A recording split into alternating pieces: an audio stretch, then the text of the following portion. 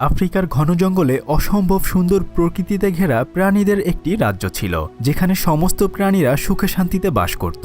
এ বনের একমাত্র রাজা হচ্ছে এই সিংহটি। ওর নাম হচ্ছে মুফাসা। মুফাসা তার রাজ্য ঠিকমতোই পরিচালনা করছিল, কিন্তু তার ভাই একদিন ষড়যন্ত্র করে তাকে পাহাড় থেকে ফেলে দেয়। তারপর সে নিজেই সেখানের নতুন রাজা হয়ে যায়। তবে বনের অন্যান্য প্রাণীরা কি তাকে রাজা হিসেবে মানবে, আর পরবর্তীতে ওই রাজ্যের কি অবস্থা হবে, এই সব কিছুই আজকে আপনাদেরকে শোনাবো। একটা মজার তথ্য দেই, এই মুভিটির একটি প্রাণীও আসলে কিন্তু বাস্তব নয়। ভিএফএক্স সিজিআই এর মাধ্যমে সবগুলো প্রাণীকেই জীবন্ত করে ফুটিয়ে তোলা হয়েছে। আমি বাজি ধরে বলছি, এক মুহূর্তের জন্য আপনি চোখ ফেরাতে পারবেন না। যেহেতু সিনেমনের অ্যানিমেশন চ্যানেলটি একদমই নতুন, তাই আপনাদের কাছে অনুরোধ থাকবে আমাদের চ্যানেলটি সাবস্ক্রাইব করে পাশে থাকা বেল আইকনটিতে ক্লিক করুন। তো চলুন গল্পটি শুরু করা যাক। প্রাণীদের পুরো রাজ্য জুড়ে একটা আনন্দের ধুম পড়ে গেছে, কেননা রাজা মুফাসা এবং রানী সানাবির কোল জুড়ে এক নতুন সন্তান এসেছে। রাজপুত্র সিম্বাকে আশীর্বাদ দেওয়ার জন্য দূর দূরান্ত থেকে একে একে সমস্ত প্রাণীরা ভিড় করেছে, কেননা ভবিষ্যতে এই ছোট্ট বাচ্চাটি এই জঙ্গলের রাজা হবে। রাজপুত্রের নাম হচ্ছে সিম্বা। রাজ্যের সবচেয়ে জ্ঞানী প্রাণী হচ্ছে এই বানরটি। উনার নাম হচ্ছে রফিকি। সে রাজপুত্রকে দুহাতে তুলে সবার সামনে পরিচয় করিয়ে দেয়। রাজপুত্রকে দেখে সবাই অনেক খুশি হয়। সবাই এই অনুষ্ঠানে আসলেও রাজা মুফাসার ভাই ইস্কার কিন্তু সেখানে আসেনি। তাই ওই রাজ্যের এই পাখিটি ইস্কারের কাছে জানতে চায় সে কেন সেখানে যায়নি। এই পাখিটি আসলে এই রাজ্যের দূত। সে পুরো রাজ্যের খবরাখবর রাজার কাছে পৌঁছে দেয়। পাখিটির নাম হচ্ছে জাজু। ইস্কার তখন বলে, আমি কাউকে জবাবদিহি করি না। এই বলে সে তার উপরে হামলা করে। ঠিক তখনই সেখানে রাজা মুফাসা চলে আসে। সে এসে বলে, আজকের অনুষ্ঠানে তোমাকে তো দেখতে পেলাম না। ইস্কার তখন বলে, আমি ভুলে গিয়েছিলাম। মুফাসা বলে, তুমি আমার হুকুম অমান্য করতে পারো না। তাছাড়া কিছুদিন পরে এই রাজ্যের রাজা হবে আমার ছেলে সিম্বা। একথা শুনে ইস্কার বলে, তাহলে ভবিষ্যৎ রাজার জন্য শুভকামনা রইল। এই বলে সে সেখান থেকে চলে যায়। মুফাসা তখন জাজুকে বলে, ওকে নিয়ে যে আমি কি করি? জাজু তখন বলে, বাদ দেন তো ওর কথা। এরপর তারা সেখান থেকে চলে যায়। রাত পেরিয়ে সকাল হওয়ার সাথে সাথেই ছোট্ট সিম্বা তার বাবাকে ডাকতে থাকে। সে বলতে থাকে, বাবা তাড়াতাড়ি উঠো, দেখো সকাল হয়ে গিয়েছে। তুমি না বলেছিলে আজকে আমাকে নিয়ে ঘুরতে যাবে? উঠো না, আর কত ঘুমাবে? এরপরে বাপ বেটা দুজনেই বিশাল একটি পাহাড়ের উপরে যায়। সেখানে গিয়ে সে তার ছেলেকে বলে, দেখো বাবা, ওই যে অনেক দূরে যেখানে আলো ছড়িয়ে পড়েছে, ওই সবটা জায়গা হচ্ছে আমাদের। সিম্বা তখন বলে, বাবা, এই সবটা জুড়ে তোমার রাজ্য? মুফাসা তখন বলে, একদিন তুমিও এখানকার রাজা হবে। সূর্যের মতোই রাজারও উত্থান পতন হয়। যখন আমি থাকবো না, এখানকার সব কিছু তুমি শাসন করবে। ছোট্ট সিম্বা তখন বলে, একদিন এ সব কিছু আমার হবে? রাজা মুফাসা তখন বলে, না বাবা, এগুলো আমাদের কারোরই নয়, আমরা শুধু এই রাজ্যটাকে দেখাশোনা করি।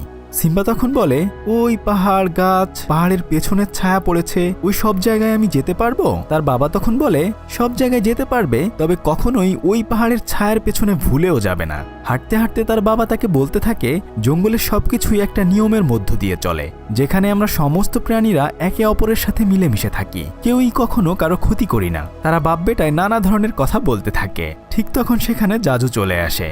সে রাজাকে পুরো রাজ্যের খবর শোনাতে থাকে। তখন রাজা তার ছেলে সিম্বাকে বলে, চলো আমরা জাজুর সাথে একটু মজা করি। সিম্বা তখন জাজুকে ভয় দেখানোর জন্য তার উপর হঠাৎ আক্রমণ করে বসে। যাই হোক, এরপরে বাপ বেটা অনেক খুনসুটি করতে থাকে। তবে কিছুক্ষণ পরেই জাজু এসে রাজা মুফাসাকে খবর দেয়, হায়েনার দলগুলো আমাদের রাজ্যে প্রবেশ করেছে, আপনি এখনই জলদি চলুন। রাজা মুফাসা জাজুকে বলে, তুমি তাহলে সিম্বাকে এখান থেকে নিয়ে যাও, আমি ওদিকটায় গিয়ে দেখছি। সিম্বা তখন বলে, না বাবা, আমিও তোমার সাথে যাব। মুফাসা তখন বলে, ছোটদের ওখানে যেতে নেই বাবা, জাজু তুমি ওকে নিয়ে যাও। সিম্বা তখন একা একা বলতে থাকে, আমি ছোট নই, আমি বড় হয়ে গিয়েছি, আমি তোমার সাথে যেতে চাই। যাই হোক, জাজু সিম্বাকে আরো কয়েকটি বাচ্চা সিংহের কাছে নিয়ে যায়। সিম্বা তখন ছোট্ট একটি পোকার পিছু করতে করতে পাহাড়ের এক কোণায় আসে। সেখানে সে তার চাচু ইস্কারকে দেখতে পায়। ইস্কার তখন বলে, শিকার করা ছোটদের কাজ নয়, বরং তুমি বাড়িতে ফিরে যাও। সিম্বা তখন বলে, না চাচু, আমি একদমই ছোট নই, তাছাড়া ভবিষ্যতে আমি এই জঙ্গলের রাজা হব। সিম্বা মজা করে তার চাচুকে বলে, যখন আমি রাজা হব তখন কিন্তু আমার হুকুম তোমাকেও মানতে হবে। ইস্কার তখন সিম্বাকে বলে, তোমার বাবা কি তোমাকে সমস্ত রাজ্যটা দেখিয়েছে? সিম্বা বলে, হ্যাঁ, তবে ওই দূরের পাহাড়ের ছায়ার দিকে যেতে বারণ করেছে। ইস্কার তখন বলে, হ্যাঁ, ওখানে বাচ্চারা যেতে পারে না, ওখানে হাতিদের কঙ্কালের পাহাড় রয়েছে, তুমি তো এখনো খুবই ছোট, তাই তুমিও সেখানে যেতে পারবে না। এসব কিছু বলে সিম্বাকে উস্কে দেয় ওই জায়গায় যাওয়ার জন্য। বুঝতেই পারছেন, বাচ্চাদেরকে যখন আপনি কোথাও যেতে বারণ করবেন, দেখবেন ওইখানেই ওরা বেশি বেশি করে যাচ্ছে। যাই হোক, চাচু ইস্কারের কথায় তার ভেতরে একটা জিদ চেপে বসে। সে মনে মনে চিন্তা করে যেভাবেই হোক আমি ওখানে যাবই। ওখান থেকে এসে সে তার বান্ধবী নালাকে বলে, চলো আমরা সামনের দিঘি থেকে ঘুরে আসি। তখন সিম্বার মা বলে, আচ্ছা তোমরা ঠিক ওই দিঘি পর্যন্তই যাবে কেমন, আর তোমাদের সাথে জাজু যাবে। তখন আস্তে আস্তে তারা আগাতে থাকে। নালা সিম্বাকে জিজ্ঞেস করে, তুমি আমাকে কোথায় নিয়ে যাচ্ছ বলো তো? সিম্বা বলে, আমরা ওই পাহাড়ের ছায়ার কাছে যাব, ওখানে নাকি হাতিদের কবরস্থান রয়েছে। নালা বলে, ওখানে যাওয়া কি আমাদের উচিত হবে? সিম্বা বলে, এত ভয় পাচ্ছ কেন তুমি? আমি তো তোমাকে অনেক জায়গায় ঘুরিয়েছি তাই না, চলো আমার সাথে। তবে আমাদেরকে অবশ্যই জাজুর চোখ ফাঁকি দিয়ে যেতে হবে। তখনই জাজু তাদের সামনে চলে আসে। এসে সে জিজ্ঞেস করে, কি ভবিষ্যৎ রাজা রানী, কোথায় যাচ্ছ তোমরা? তখনই তারা দুজনে লজ্জায় বলে ওঠে, আমরা বিয়ে করুম না, আমরা তো ভালো বন্ধু। তারপর তারা জাজুর চোখ ফাঁকি দেওয়ার জন্য এদিক সেদিক দৌড়াতে থাকে। দিঘির ওখানে অন্যান্য প্রাণীদের ভেতর দিয়ে জাজুর চোখ আড়াল করে তারা অন্য জায়গায় চলে যায়। কিছুক্ষণ পরেই তারা দুজন অদ্ভুত রকমের একটা জায়গা দেখতে পায়। একটু সামনে গিয়ে বিশাল একটি হাতির কঙ্কাল দেখে সিম্বা বলে, দেখো এটাই সেই জায়গা, আমরা সেখানে চলে এসেছি, এখন থেকে কেউ আমাকে আর ছোট বলতে পারবে না। সিম্বা তখন একটু একটু করে সামনের দিকে এগিয়ে যায়। নালা তখন পিছন থেকে বলে, চলো এবার আমরা ফিরে যাই, যে কোনো সময় আমাদের বিপদ হতে পারে। কিন্তু সিম্বা সে কথা হেসে উড়িয়ে দেয়। কিছুক্ষণ পরেই সেখানে কয়েকটা হায়েনা চলে আসে। একটা হায়েনা তখন বলতে থাকে, বাহ, অনেক দিন ধরে মাংস খাই না, আর এইবার রাজপুত্রের মাংস খেয়ে ভীষণ মজা হবে। তখনই সেখানে জাজু চলে আসে। সে এসে বলে, দেখো রাজা মুফাসার সাথে তোমরা পাঙ্গা নিও না। হায়নাটি বলে, হায়না এবং সিংহদের মাঝে শুরু থেকে যুদ্ধ লেগে আছে, আজকে মুফাসার ছেলেকে খেয়ে বিশাল প্রতিশোধ নেব। এই কথা বলে তাদের উপর হায়নাগুলো আক্রমণ করে বসে। সিম্বা এবং নালা তখন ভয়ে এদিক সেদিক দৌড়াতে থাকে। এক পর্যায়ে সমস্ত হায়নাগুলো তাদেরকে ঘিরে ফেলে। তবে কিছুক্ষণ পরেই সেখানে রাজা মুফাসা চলে আসে। সেখান থেকে সে নিজের ছেলেকে বাঁচিয়ে হায়নাদেরকে বলে, ভুলেও কোনোদিন আমাদের দিকে চোখ তুলে তাকাবি না। এই বলে সে চলে আসে। রাগে সে তখন সিম্বার সাথে কোনো কথা বলে না, কেননা সিম্বাকে বারণ করার পরেও সে এখানে এসেছে। সে জাজুকে বলে, তুমি নালাকে নিয়ে রাজ্যে চলে যাও, সিম্বার সাথে আমার কিছু কথা আছে। রাজা মুফাসা তখন সিম্বাকে বলে, তুমি জেনে শুনে আমার আদেশ অমান্য করেছ, শুধু তাই নয় তুমি নালাকেও বিপদে ফেলেছ। সিম্বা তখন বলে, বাবা আমি আমার যোগ্যতা প্রমাণ করতে চেয়েছিলাম, আমার মনে হচ্ছিল আমি যদি ওখানে একা একা যেতে পারি তাহলে তুমি আমাকে অনেক সাহসী মনে করবে। তখন রাজা মুফাসা বলে, একজন রাজা কখনোই কাউকে বিপদে ফেলে না, তবে আজকে আমি অনেক ভয় পেয়ে গিয়েছিলাম যদি তোমার কিছু হয়ে যেত। সিম্বা তখন নিজের ভুল বুঝতে পারে। মুফাসা সিম্বাকে বলে, ওই আকাশের তারাগুলো দেখছো, ওখান থেকে আগের সমস্ত রাজারা আমাদেরকে দেখছে, যদি কখনো কোনো বিপদে পড়ো তারা তোমাকে সঠিক পথ দেখাবে। এভাবে বাপ বেটা তখন অনেক গল্প করে। ওদিকে হায়ানারা একে অপরকে বলতে থাকে, রাজা মুফাসা আসলেই অনেক সাহসী। তখন আরেকটি হায়ানা বলে, রাজা মুফাসাকে একদিন উচিত শিক্ষা দিতে হবে। ঠিক তখনই ওখানে একটি সিংহ চলে আসে। হায়ানাগুলো ভাবে হয়তো রাজা মুফাসা চলে এসেছে, কিন্তু তারা দেখে এটা মুফাসা নয়, বরং মুফাসার ভাই ইস্কার সেখানে এসেছে। সে এসে হায়ানাদেরকে বলে, আজকে তোমাদের জন্য কচি দুটো বাচ্চা পাঠিয়েছিলাম, আর তোমরা সেটা স্বীকার করতে পারলে না। তখন একটা হায়ানা বলে, মুফাসার জন্য আমরা সেটা করতে পারিনি।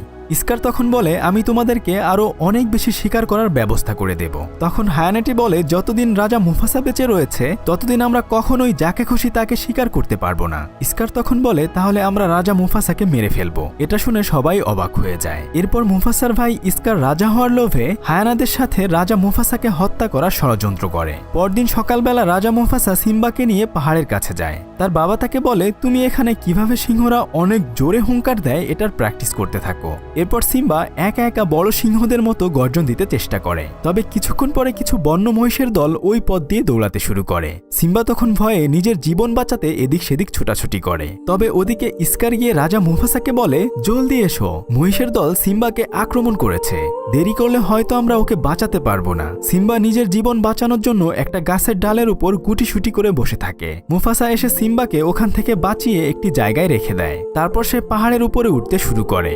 সেখানে গিয়ে সে দেখে ইস্কার দাঁড়িয়ে রয়েছে। মুফাসা ইস্কারকে বলে, আমাকে সাহায্য করো। ঠিক তখনই ইস্কার রাজা মুফাসাকে পাহাড়ের উঁচু থেকে নিচে ফেলে দেয়। সিম্বা দেখে যে তার বাবা নিচে পড়ে গিয়েছে। তারপর সে কান্না করতে করতে তার বাবার কাছে আসে। তার বাবাকে সে ডাকতে থাকে, বাবা তুমি ওঠো, কিন্তু তার বাবা কোনো কথা বলে না। সে নিরুপায় হয়ে তখন তার বাবার কোলের কাছে শুয়ে পড়ে। ঠিক তখনই ইস্কার এসে বলে, সিম্বা তুমি এটা কি করেছ? তুমি তোমার নিজের বাবাকে খুন করে ফেললে? তোমাকে নিয়ে তোমার বাবার কত স্বপ্ন ছিল। সিম্বা বলে, চাচু আমি কিচ্ছু করিনি, এটা একটা দুর্ঘটনা। কিন্তু ইস্কার তখন সিম্বাকে বলে, তোমার মা যদি জানতে পারে তোমাকে বাঁচাতে গিয়ে তোমার বাবা মারা গিয়েছে তাহলে সে অনেক বেশি কষ্ট পাবে। সিম্বা তখন বলে, আমি এখন কি করব চাচু? স্কার বলে, তুমি এই রাজ্য থেকে পালিয়ে যাও, কখনোই আর এখানে ফেরত আসবে না। কথা শুনে সিম্বা দৌড়ে সেখান থেকে চলে যায়। তবে স্কার কিছু হায়ানাকে পাঠিয়ে দেয় সিম্বাকে হত্যা করার জন্য। তখন সে নিজের জীবন বাঁচাতে এদিক সেদিক দৌড়াতে থাকে। দৌড়াতে দৌড়াতে সে একটা পাহাড়ের উপরে উঠে যায়, কিন্তু পা পিছলে সে ওখান থেকে নিচে পড়ে যায়। হায়নারা তখন বলে, যাক, সিম্বার খেল খতম, এখান থেকে পড়ে অবশ্যই সে মারা গিয়েছে। এই ভেবে তারা সেখান থেকে চলে যায়। কিন্তু সিম্বা একটি গাছের গোড়ায় চুপচাপ তখন লুকিয়েছিল। এরপর সে নিজের বাবার মৃত্যুর অপবাদ নিয়ে সবাইকে ছেড়ে অনেক দূরে চলে যায়। ওদিকে স্কার সবাইকে বলে, মুফাসা অনেক ভালো রাজা ছিল, আমার ভাইয়ের মৃত্যুতে আসলে আমি অনেক বেশি কষ্ট পেয়েছি। সেই সাথে সিম্বাও মারা গিয়েছে। এখন থেকে আমি এই রাজ্যের রাজা, তাছাড়া আমি এই রাজ্য একা সামাল দিতে পারবো না, সেজন্য আমার কিছু সঙ্গী প্রয়োজন। আজ থেকে এই হায়ানাগুলো আমাকে সাহায্য করবে। তখন প্রাণী রাজ্যের সবাই অবাক হয়ে যায়, কেননা হায়ানাগুলো অন্যান্য প্রাণীদের শিকার করে খেয়ে ফেলত। সিম্বা একাকী অনেক পথ পাড়ি দিয়ে ক্লান্ত হয়ে খোলা আকাশের নিচে শুয়ে পড়ে। ঠিক তখনই একদল শকুন মনে করে হয়তো সিম্বা মারা গিয়েছে, তাই তারা তার মাংস খাওয়ার জন্য প্রস্তুত হয়। ঠিক তখনই কোথা থেকে যেন দুটি প্রাণী চলে আসে। তারা শকুনের হাত থেকে সিম্বাকে বাঁচিয়ে নেয়। সিম্বা তখন তাদেরকে জিজ্ঞেস করে, তোমরা কারা? তখন তারা বলে, আমি পুম্বা আর আমি টিমন। যাই হোক, শকুনের হাত থেকে আমরা তোমাকে বাঁচিয়েছি। সিম্বা তখন মন খারাপ করে বলে, আমার আর বেঁচে থেকেই বা কি লাভ? পুম্বা আর টিমন তখন ভাবে, যদি আমাদের সাথে আমরা একটা সিংহকে রাখতে পারি তাহলে অবশ্যই অনেক বেশি ভালো হবে। তাই তারা তখন হাকুনা মাটাটা গান গেয়ে সিম্বার মন ভালো করে দেয়। এরপর তারা দুজন মিলে সিম্বাকে তাদের রাজ্যে নিয়ে আসে। প্রাণীদের এই রাজ্যটাও অনেক সুন্দর ছিল, তবে এখানে কেউ কাউকে শিকার করত না, সবাই পোকামাকড় খেয়ে জীবনযাপন করত। তারা দুজন তখন সিম্বাকে বলে, এখানে থাকতে হলে কোনো প্রাণীকে হত্যা করা যাবে না, সবার সাথে মিলেমিশে থাকতে হবে। সিম্বা তখন নিরুপায় হয়ে সেখানে পোকামাকড় খাওয়া শিখে নেয়। এখানেই সিম্বা নতুন প্রাণীদের সাথে নিজেকে খাপ খাইয়ে নেয়। আস্তে আস্তে সে মস্ত বড় একটা সিংহতে পরিণত হয়। কিন্তু ওদিকে রাজা মুফাসা মারা যাওয়ার পরে স্কার হায়ানাদেরকে সাথে নিয়ে ওই রাজ্যের অবস্থা খারাপ করে দিয়েছে। হায়ানারা এক এক করে অনেক প্রাণী শিকার করে খেয়ে ফেলেছে। নিজেদের জীবন বাঁচানোর জন্য ওই রাজ্য থেকে অনেক প্রাণী সেখান থেকে পালিয়ে গিয়েছে। আর এখন নালাও অনেক বড় হয়ে গেছে। সে রানীকে বলে, এভাবে চলতে থাকলে আমাদের রাজ্যের অবস্থা একদম খারাপ হয়ে যাবে। আমরা এইভাবে চুপচাপ করে বসে থাকতে পারি না, হয়তো আমাদের এর প্রতিবাদ করতে হবে, না হলে এখান থেকে পালিয়ে যেতে হবে। তখন রানী সারাবি বলে, আমরা চাইলেই এখন প্রতিবাদ করতে পারবো না, আমাদেরকে ভালো সময়ের জন্য অপেক্ষা করতে হবে। ওদিকে স্কার প্রাণীদের শিকার করে মাংস খাচ্ছিল। রানী এসে স্কারকে বলে, প্রাণীদের শিকার করা এখন তো ছেলে খেলা হয়ে গেছে। স্কার তখন রানীকে বলে, এই রাজ্যের সবচেয়ে শক্তিশালী প্রাণী হচ্ছে আমি, তাই আমি যাকে খুশি তাকেই শিকার করতে পারি। তাছাড়া আমার সামনে দাঁড়ানোর মতো ক্ষমতা কারোরই নেই। তবে তুমি আর কতকাল একা একা থাকবে? বরং তুমি আমাকে তোমার রাজা হিসেবে মেনে নাও। যদি তুমি আমাকে তোমার রাজা হিসেবে মানো তাহলে সবাই আমাদের কথা শুনবে। রানী তখন বলে, আমি তোমাকে কোনোদিনও বিয়ে করব না, তাছাড়া তুমি আমার রাজা হওয়ার যোগ্য নও। স্কার তখন রাগী স্বরে বলে, ঠিক আছে, এতদিন শিকার করে আনা পশু পাখি আমি খাবার পরে তোমরা খেতে, কিন্তু এখন থেকে আমার পরে আগে হায়ানারা খাবে, এবং যতটুকু অবশিষ্ট থাকবে সেটুকু তোমরা খাবে। এই বলে সে সেখান থেকে চলে যায়। সেদিন রাতে সবাই যখন ঘুমাচ্ছিল, নালা তখন লুকিয়ে লুকিয়ে সবার চোখ ফাঁকি দিয়ে বাইরে বের হওয়ার চেষ্টা করে। তখন জাজু এসে বলে, কি করছো তুমি? নালা বলে, আমি এভাবে চুপ করে বসে থাকতে পারি না, আমি বাইরে যাচ্ছি কারো সাহায্য চাওয়ার জন্য। এই বলে সে বাইরের দিকে রওনা হয়। ঠিক তখনই স্কারের সাথে প্রায় তার দেখা হয়ে যাচ্ছিল। জাজু এসে কোনোভাবে স্কারকে ভুলিয়ে ভালিয়ে রাখে। তখন নালা সবার চোখ ফাঁকি দিয়ে ওই রাজ্য থেকে বের হয়ে যায়। ওদিকে সিম্বা নতুন রাজ্যে সবার সাথে ভালোই আছে।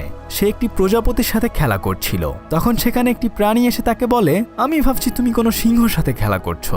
যাই হোক, তুমি তো আর আসল সিংহ না। এগুলো শুনে সিম্বা মনে মনে একটু কষ্ট পায়। এরপর সিম্বা বাকি সবাইকে পোকামাকড় খাবারের ব্যবস্থা করে দেয়। তারপর তারা সবাই মিলে হই হুল্লোড় করে পোকামাকড় খেতে থাকে। ওদিন রাতের বেলা সিম্বা তার বন্ধুদের সাথে শুয়ে শুয়ে আকাশের দিকে তাকিয়ে তারা দেখছিল। কিছুক্ষণ পর তার বাবার কথা মনে করে সে মন খারাপ করে আকাশের দিকে তাকিয়ে থাকে। তখনই তার শরীর থেকে একগুচ্ছ চুল পড়ে যায়। সকালবেলা সেই চুলগুলো নদীর পানিতে ভাসতে ভাসতে যেতে থাকে। ঠিক তখন একটি পাখি এসে চুলগুলো তার বাসা বানানোর জন্য নিয়ে যায়। তবে চুলগুলো শুকিয়ে যাওয়ার পরে সেই পাখির বাসা থেকে একটা ডালের উপর এসে পড়ে। আর তখন গাছের নিচে থাকা জিরাফটি গাছের পাতার সাথে চুলগুলো খেয়ে ফেলে। স্বাভাবিকভাবে সেগুলো গোবরে পরিণত হয়। যাই হোক, একটি পোকা জিরাফের গোবর নিয়ে যাচ্ছিল। এক পর্যায়ে সেগুলো ভেঙে গেলে সেখান থেকে চুলগুলো বের হয়ে পড়ে।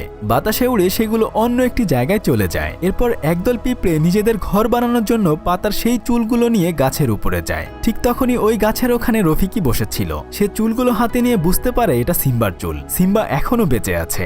নতুন রাজ্যে সমস্ত প্রাণীরা হেসে খেলে তাদের জীবন পার করছিল, কিন্তু হঠাৎ করেই কোথা থেকে যেন একটা সিংহ এসে তাদের উপর আক্রমণ করে বসে। পুম্বা এবং টিমন নিজের যান বাঁচাতে প্রাণপণ দৌড়াতে থাকে। এক পর্যায়ে সিংহটি পুম্বাকে প্রায় ধরেই ফেলছিল। ঠিক তখনই সেখানে সিম্বা চলে আসে। সিম্বা এসে ওই সিংহটির সাথে লড়াই শুরু করে দেয়। কিছুক্ষণ পরে সে বুঝতে পারে এই সিংহটি আসলে নালা। সে নালাকে চিনে ফেলে। নালা সিম্বাকে দেখে অনেক বেশি অবাক হয়ে যায়, কেননা সে ভেবেছিল সিম্বা হয়তো মারা গিয়েছে। এরপর তারা দুজন অনেক খুনসুটি করে। নালা তখন সিম্বাকে বলে, তোমার অবশ্যই ঘরে ফিরে যাওয়া উচিত। স্কার হায়ানাদের সাথে হাত মিলিয়ে আমাদের পুরো রাজ্য দখল করে নিয়েছে। রাজা হিসেবে তোমাকে অবশ্যই সবার প্রয়োজন।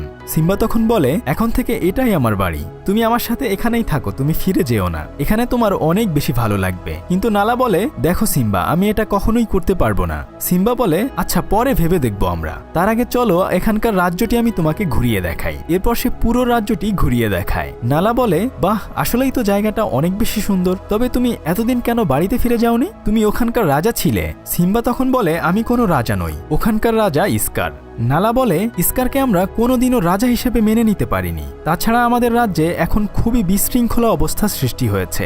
স্কার এবং হায়ানারা প্রায় সমস্ত প্রাণীদের শিকার করে ফেলেছে। তাছাড়া তোমার মায়ের সাথে দেখা করার জন্য হলেও তোমাকে সেখানে যাওয়া উচিত ছিল।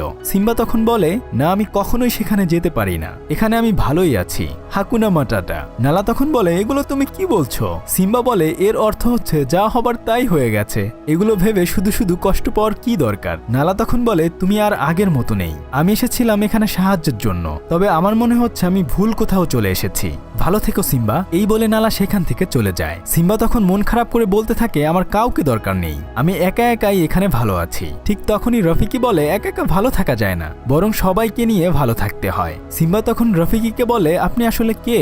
আমি কি আপনাকে চিনি? রফিকি বলে, তুমি আমাকে চিনবে না, তবে তুমি তোমার নিজেকেও কিন্তু চেনো না। যাই হোক, আমি তোমাকে এবং তোমার বাবা সবাইকেই চিনি। শুধু তাই নয়, তোমার বাবা এখনো বেঁচে আছে। বাবার কথা শুনে সিম্বা অনেক বেশি অবাক হয়ে যায়। রফিকি তখন বলে, তুমি কি তোমার বাবাকে দেখতে চাও? তাহলে আসো আমার সাথে। সে তখন সিম্বাকে একটি নদীর ধারে নিয়ে পানির মধ্যে তার প্রতিচ্ছবি দেখিয়ে বলে, তোমার ভিতরেই তোমার বাবা বেঁচে রয়েছে। এরপর সিম্বা আকাশের দিকে তাকিয়ে তার বাবার কথা চিন্তা করতে থাকে। তার বাবা যেন তাকে বলছে, যাও সিম্বা, তুমি তোমার রাজ্যে ফিরে যাও, রাজ্যের সমস্ত প্রাণীদেরকে তুমি রক্ষা করো। এরপর সে সেই আগের সিম্বাকে খুঁজে পায়। বিশাল জোরে গর্জন দিয়ে নিজের উপস্থিতি সবাইকে জানিয়ে দেয়। এরপর সে নিজের রাজ্যের উদ্দেশ্যে যাত্রা শুরু করে। পথের মধ্যেই নালার সাথে তার দেখা হয়ে যায়। তারপর তারা দুজন মিলে অনেক পথ পাড়ি দিয়ে পাহাড়ের সেই উঁচু জায়গাটিতে আসে। কিন্তু সে চারদিকে তাকিয়ে দেখে সমস্ত কিছু কেমন যেন মলিন হয়ে গেছে, যেখানে সেখানে পশু পাখির কঙ্কাল পড়ে রয়েছে।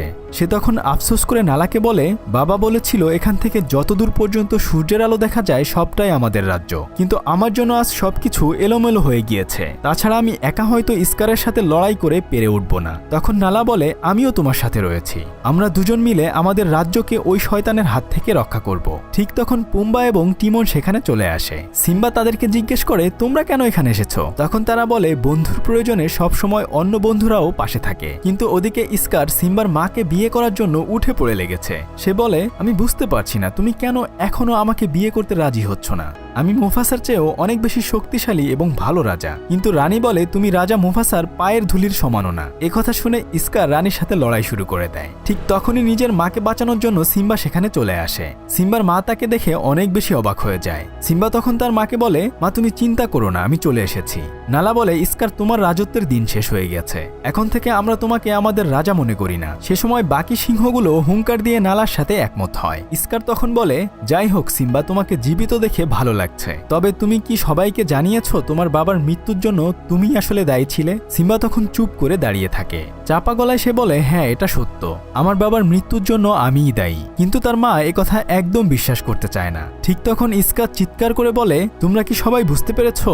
সিম্বাই মুফাসার মৃত্যুর জন্য দায়ী। একজন খুনি কিভাবে আমাদের রাজা হতে পারে? এসব বলতে বলতে স্কার সিম্বাকে সেই উঁচু পাথরের কিনারায় নিয়ে আসে। সিম্বা পা পিছলে পড়ে গিয়েও ওখানে ঝুলে থাকে। তবে হঠাৎ করেই বিদ্যুৎ চমকালে একটি গাছের মধ্যে আগুন ধরে যায়। আস্তে আস্তে করে সেই আগুন চারদিকে ছড়িয়ে পড়ে। স্কার তখন সিম্বাকে বলে, এই দৃশ্যটা অনেক পরিচিত লাগছে তাই না? তোর বাবাও এভাবেই পাহাড়ের উপর ঝুলেছিল, আমি তাকে হত্যা করেছি, আর আজকে তোকেও তোর বাবার কাছে পাঠিয়ে দেব। এই কথা শুনে সিম্বা অনেক রেগে যায়। এতদিন সে নিজেকে তার বাবার মৃত্যুর জন্য দায়ী করত, কিন্তু এখন সে সবকিছু বুঝতে পারে। সে তখন স্কারের উপর ঝাঁপিয়ে পড়ে। স্কার তখন বলে, দেখো সবাই, সিম্বা রাজা মুফাসাকে মেরেছে, এখন সে আমাকেও মারতে চায়। রানী তখন বলে, স্কার তুমি তো বলেছিলে বলেছিলে মুফাসা মারা যাওয়ার পর নাকি তুমি ওখানে পৌঁছেছিলে, তাহলে তুমি মুফাসার মৃত্যু কিভাবে দেখলে? এটা শুনে সবাই বুঝে যায় স্কার আসলে মিথ্যা কথা বলছে, সেই মুফাসাকে হত্যা করেছিল। এরপর হায়ানা এবং সিংহের মাঝে তুমুল লড়াই শুরু হয়ে যায়। স্কার এবং সিম্বাও লড়াই করতে থাকে। ওদিকে টিমন এবং পুম্বাও হায়ানাদের সাথে লড়াই করতে শুরু করে। স্কার বুঝতে পারে তারা সবাই হেরে যাচ্ছে, তাই সে সেখান থেকে পালাতে থাকে। সিম্বাও তার পিছু পিছু যায়। উঁচু একটি জায়গায় গিয়ে স্কার সিম্বাকে বলে, আমার ভুল হয়ে গেছে, তুমি আমাকে মাফ করে দাও। সিম্বা তখন স্কারকে বলে, আমি তোমার মতো খারাপ নই, যাও তোমাকে মাফ করে দিলাম, তবে তুমি আমাদের রাজ্য থেকে পালিয়ে যাবে আর কখনো এখানে ফেরত আসবে না। কিন্তু স্কার তখনই সিম্বার উপর আক্রমণ করে বসে। দুজনেই তখন প্রাণপণ লড়াই করতে থাকে। স্কার সিম্বার সাথে লড়াই করে পারে না। এক পর্যায়ে সে উঁচু জায়গাটি থেকে একদম নিচে পড়ে যায়। এরপর সেখানে হায়ানার দলগুলো চলে আসে। হায়ানাগুলো স্কারকে বলে, তুমি এতদিন আমাদের সাথে বিশ্বাসঘাতকতা করেছো। স্কার বলে, বন্ধুরা তোমরা চিন্তা করো না, আমরা আবার আমাদের সেনাবাহিনী তৈরি করব। কিন্তু হায়ানারা তখন স্কারকে টেনে হিস্টে টুকরো টুকরো করে খেয়ে ফেলে। এরপর সেখানে অনেক বৃষ্টি শুরু হয়ে যায়। রফিকি তখন সিম্বাকে তাদের নতুন রাজা হিসেবে ঘোষণা করে। এভাবেই অনেক বছর কেটে যায়। সবাই আগের মতো সেখানে সুখে শান্তিতে বসবাস করতে থাকে। এখন সিম্বা এবং নালারও একটি সন্তান হয়েছে। রফিকি সমস্ত প্রাণীদের সাথে তার সন্তানকে পরিচয় করিয়ে দেয়। যাই হোক, এই মুভিটি আসলে আমার অনেক বেশি পছন্দের ছিল। আশা করি আপনাদেরও অনেক ভালো লেগেছে। সবাই ভালো থাকুন, ফিরছি কয়েকদিনের মধ্যেই নতুন কোনো ভিডিও নিয়ে। আল্লাহ হাফেজ।